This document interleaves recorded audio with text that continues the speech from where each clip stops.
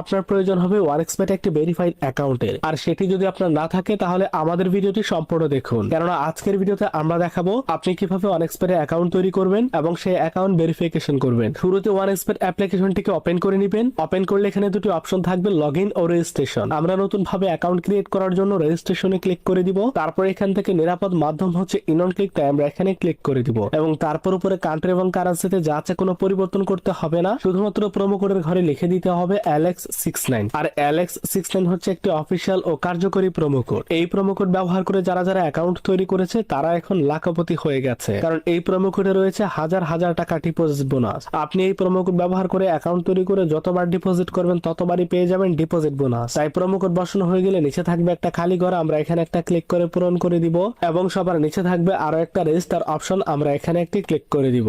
আমাদেরকে পাসওয়ার্ড ও user name দেওয়া হবে, সেটি আমরা খুব ভালোভাবে স্ক্রিনশট দিয়ে সংরক্ষণ করব, কারণ আমরা যে অ্যাকাউন্টটি ভেরিফাইড করতে চাচ্ছি সেই অ্যাকাউন্টে এই পাসওয়ার্ড ও ইউজার নেম দিয়ে লগ ইন এবং লগ আউট করা যাবে। তাই অবশ্যই নতুন ডিভাইসে আপনি যদি এই অ্যাকাউন্ট